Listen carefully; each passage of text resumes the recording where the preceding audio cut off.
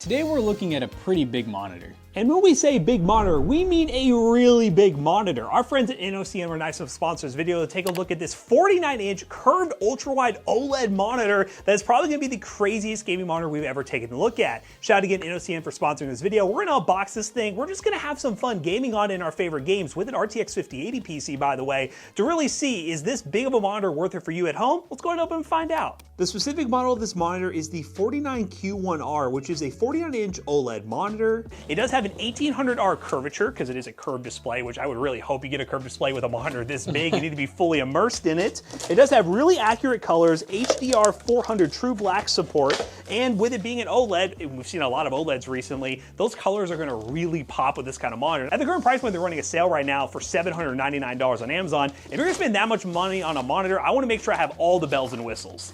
And yeah, that price is like crazy just because a lot of OLEDs cost more than this that are just normal size. They're not even ultra wide. There's nothing normal about this. And it's 144 hertz, or you can get its bigger brother that comes with a 240 hertz display that will be around $1,000. All right, so inside we got a lot, there's like a lot of cables here. I hope they make all the cables nice and long.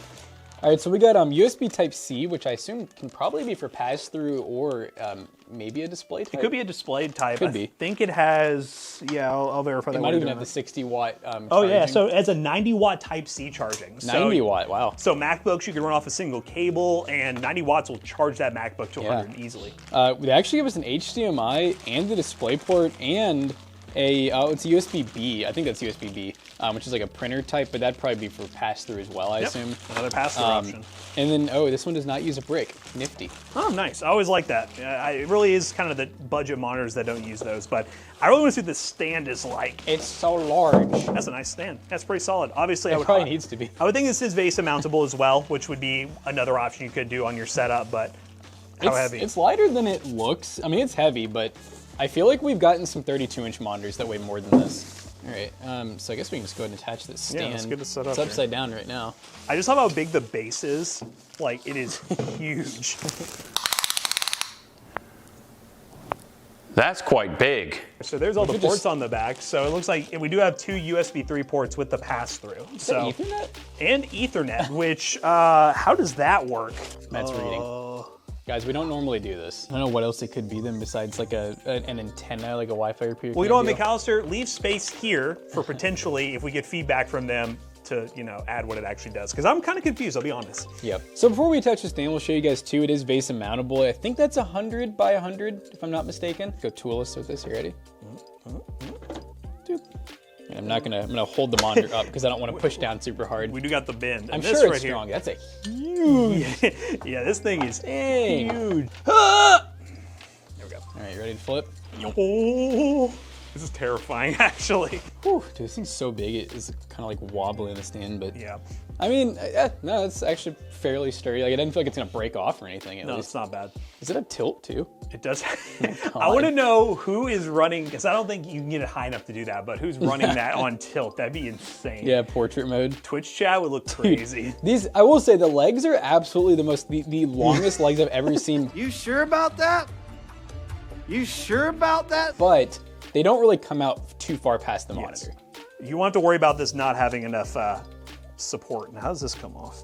So this is a really glossy display. I didn't know it was gonna be glossy, which actually is really solid for OLEDs. OLEDs are really good. I actually haven't seen one in person with a glossy display. So I'm excited to see what this looks like. It's weird. It's funny though, because even though it's glossy, it looks like it should be really reflective, but like it's oddly not. You know what? It kind of reflective. looks like it looks like it's on. Yeah, like it's like tinted. Yeah, it's tinted. Let's get everything hooked up. I'm gonna go and grab the PC that we're gonna be using, our general test bench with a Ryzen 7 7700X. I threw in an RTX 5080 in there because, of course, we didn't have a 5090 at the moment. So 5080, we're gonna use that. We're gonna plug it up and we're gonna see what this looks like in beautiful ultra-wide OLED. All right, so we're in initial setup here. We're going to go English.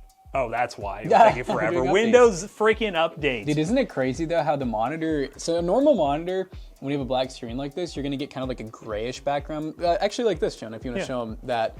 You're gonna kind of get like a purplish gray background because the backlight always has to be on, but with OLED, you can actually turn LEDs on and off. So literally everything else is off, but can you see that there? And also we have like lights on it, so you can even see it now with the lights off. It's crazy. It almost looks fake. It looks like fake. It looks like it's just not even on. And I assume you can probably adjust all this within the monitor Probably, settings? yeah, probably the monitor settings. I know most of these have like a mode where you can do static or this. So I like that. Did you see this too? Oh, a headphone stand? holder. Yeah. Nice. Oh, it's got all the features. I guess it's cable routing. Yeah, cable routing for your Ethernet. I like the touches. These are all like for your Ethernet. It's all metal, which is nice. Okay, guys, so we are in Windows. I'm trying to get into advanced display options. Yeah, so we're at the 5120 by 1440 resolution. We're gonna set things to 144. That's gonna be so good. I gotta say, so I remember back in the day whenever a monitor, like remember when a monitor was glossy, it was like a bad thing because like you could see like glare and reflection, but with this, no matter what angle you're at really, you don't really get a ton of like glare and reflection, even with all these studio lights. Yeah, so now we're gonna check the menu here. So it looks like we have one option here, which is brightness. Like we do have more brightness apparently, a little bit more. Yeah, it's a single little nub, which I like. I like that a lot better. Built-in speakers, because yeah, this is volume, so we'll have to test those.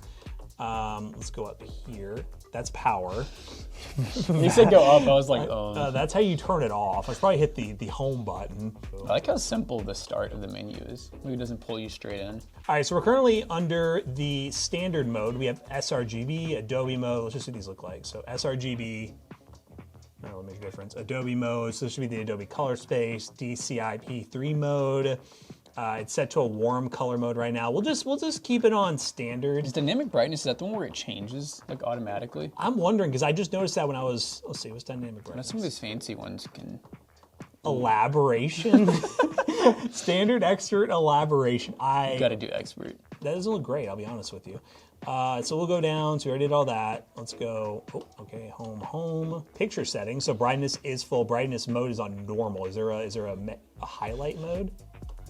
Oh my God, it's even brighter. Yeah, baby. This is burn your retina level. So picture in picture, we have the picture in picture option like the other monitors we've seen recently. Adaptive sync, arena mode. Which I gotta say, I feel like this monitor would actually be good for picture in picture. Yeah, so you can actually have two inputs to where you can, so that there's ambient lighting, which is LED bar, colorful. You can do highlights, standard, mode is breathe, plain water, colorful pearls. I love these names. That's why I hit the back button, it takes you all the way out. That seems like a problem. So one thing to mention too, when it comes to OLED monitors, the obvious fear in the room is burn-in. There's no obvious information out there right now on how this handles pixel refresh, where I know I've used monitors before in the past where after a certain amount of hours of gaming, it'll run a pixel refresh mode and turn the screen completely black and then come back in, and it allows you to have a longer lifespan with OLEDs. Hey guys, Future Matt here, jumping in to give you all an update on the burn-in situation when it comes to these monitors. Burn-in is a burning topic when it comes to OLED displays. With this being a QD OLED display, it's definitely important to know how this monitor handles that sort of situation. And this is the email I got back from Innocn. There are measures that have been taken place. There are regular automatic screen maintenance periods with periodic offsets of pixels corresponding to the display screen to avoid long-term display issues of the same image and signal. Automatic identification and displacement of icons and other images in long-term fixed positions to avoid after images. So long story short, to put that all together, there are a lot of built-in tech into this display that allows the monitor to limit the effects of burn-in, and there is an included 1-year warranty for this as well through Innocn if you happen to deal with that early on in the monitor's life. Now back to the video. We'll see what kind of features this does have in the long run, but in the meantime, we're gonna go ahead and test the speakers, which are supposed to be nice surround sound speakers. All right, Matt, Joni, you guys ready? Yes. So we're gonna do some Stream Beats original. We're at max volume right now. So these are 2 5-watt speakers apparently, is what it's involved. It's actually kind of a lot.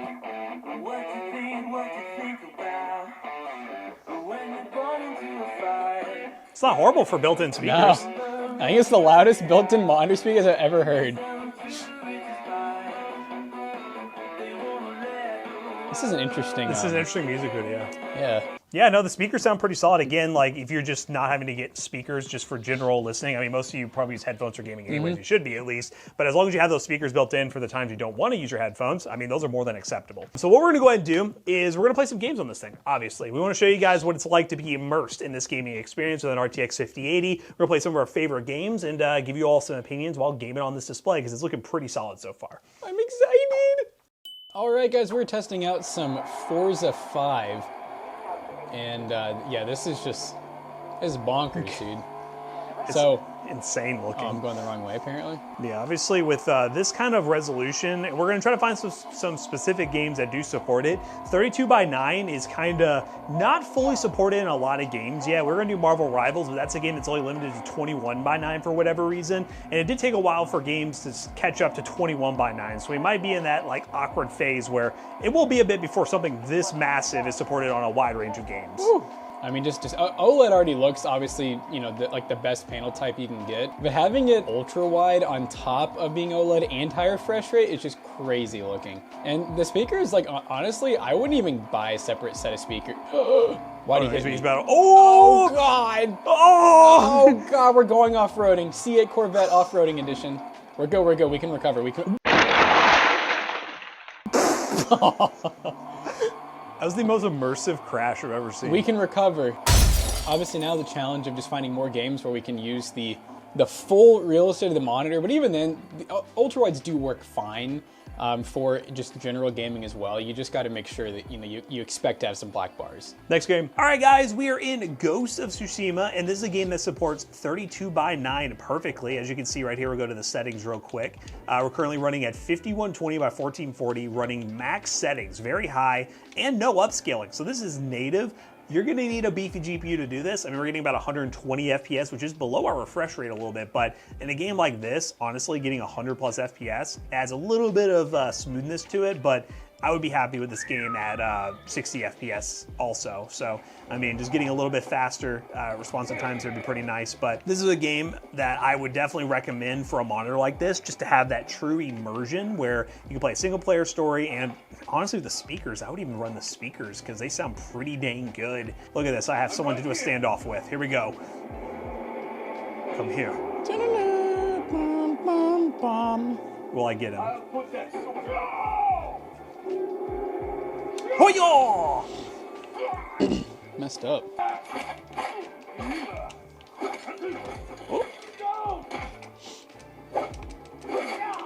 Oh, no, don't do that.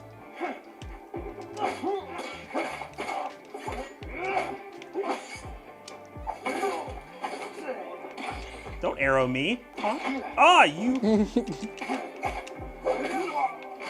Ah! I mean, defeated.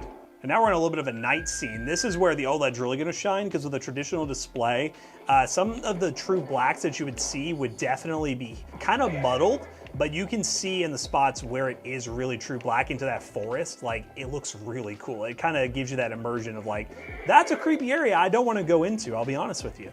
But everything just looks super vibrant. But yeah, the curvature on this monitor, perfect for immersion. Refresh rate, I think, is really solid. It's very balanced. 240 hertz would be really cool. And we'll try some competitive shooters to see if you would want to opt for the 240 hertz version, if that makes sense for you. But in terms of storytelling immersion games like this is absolutely a perfect option. But yeah, this is a really awesome game to play on this monitor. Let's go ahead and switch to some sort of first-person shooter that supports this resolution and see how that goes. all right, guys, so we're doing some Apex Legends, which is another game that supports 21:9 at 5120 by 1440. Oh wait, well, hold on, we're not maxed. Yeah, no, we're actually we need maxed. to be Hold maxed up. out. I do play on 32-inch monitors at home though, so this isn't like outlandish to me, but I will say this is definitely, I don't have to look back and forth with my 32s. This one I actually kind of have to look sideways a little bit, I think. Hold up, is it better? Oh, this is a burst fire? This is how he's gonna go pro. God, even healing is immersive, you know.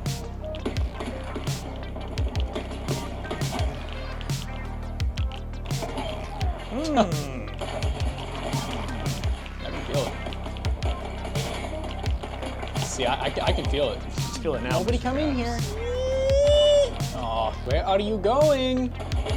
I always find you. Oh my god. Oh my god. Apex Legends. We just gotta we gotta go beast mode, y'all. Gotta go beast mode.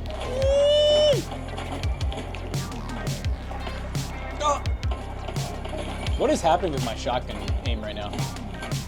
No! Nobody wants me with this thing. Oh! I really wanted the Craver before it ended. Oh! I gotta say, I don't know if I was moving different. I don't know. There's something about this that felt pretty good. I gotta be honest. And now it's frozen, but Yeah, that was definitely probably the best Apex experience I've had in a while. So yeah, guys, we had fun gaming on this monitor. We'll go over some more key specs of this monitor, but all in all, this is a really awesome display for those crazy gamers out there who want a really high-end setup. Let's go ahead and wrap this video up real quick. Alright guys, we just did some gaming on a super large ultra-wide monitor and OLED, and I gotta say, it's honestly really hard going home and not playing on OLED and playing on ultra-wide because I run 32s. I could definitely game like this every day. Yeah, 49-inch ultra-wide, especially when it's OLED, is definitely worth the investment. This is a good option for those really high-end PC gamers out there who are like, hey, I have enough GPU horsepower now, but what else can I upgrade? And if you want to upgrade your monitor to a really immersive gaming experience, this monitor from Innocn is definitely an awesome option. And one last thing, if you want a chance to win a monitor from Innocn, follow them on X for a chance to enter some awesome upcoming giveaways. If you guys want to buy this monitor and check updated pricing and availability, links in the description down below will be an affiliate link and it will help us out. Let us know what you think of this awesome wide monitor down below, and would you pick one up? And as always, we hope you guys enjoyed today's video. If you did, make sure you check out our other 2 YouTube channels and also our twitch.tv/toastybros, and don't forget to like, comment, and subscribe. And we'll see you guys in the next one. Bye-bye. Now, if you happen to live near Louisville, Kentucky, you should come check out PCBros.tech because in person we have tons of monitors like this. Big monitors, little monitors, whatever monitor you're looking for, PCBros.tech. Come on in and save some money today. Use code ToastyBros on checkout to save 3% of your next purchase. See you guys later. Goodbye.